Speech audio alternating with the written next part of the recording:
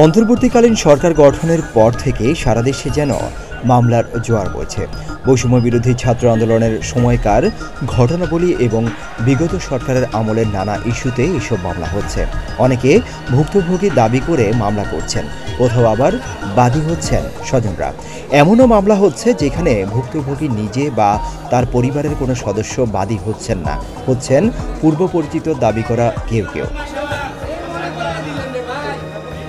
Police সদর দপ্তরের সূত্র মতে, ক্ষমতার পালাবদলের পর থেকে গত 14 সেপ্টেম্বর পর্যন্ত সারা দেশে বিগত আওয়ামী লীগ সরকারের মন্ত্রী, এমপি, নেতাকর্মী এবং পুলিশের নামে 4 শতাধিক মামলা হয়েছে আদালত ও দেশের বিভিন্ন থানায়। এসব মামলায় নাম প্রকাশ করে আসামি করা হয়েছে 30,000-এর বেশি মানুষকে। অজ্ঞাত পরিচয় আসামি 2 লাখের মতো। এই মামলাগুলোর আসামি, অপরাধের ধরন, এজাহার ও অভিযোগ নিয়ে ব্যাপক আলোচনা সমালোচনা চলছে। কিন্তু সবকিছু ছাপিয়ে আরও যে একটি বিষয় উঠে এসেছে তা হলো এসব মামলাকে কেন্দ্র করে সারা দেশে গড়ে ওঠা একটি সিন্ডিকেটের নীরব চাঁদাবাজির অপতৎপরতা। বিশেষ করে এজাহারে যাদের নাম নেই তাদের শনাক্ত করতে চক্রটি পুলিশের চাইতেও কয়েক ধাপ এগিয়ে।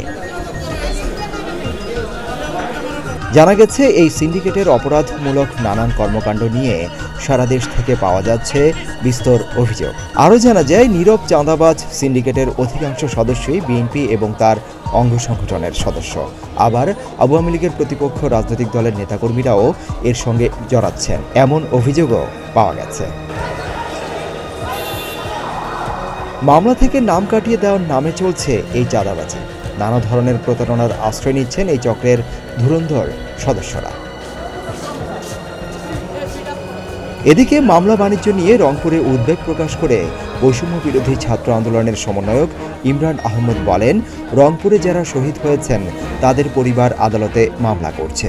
অনেকে চাপে পড়ে কিছু নিরপরাধ ব্যক্তির নাম যোগ করেছেন।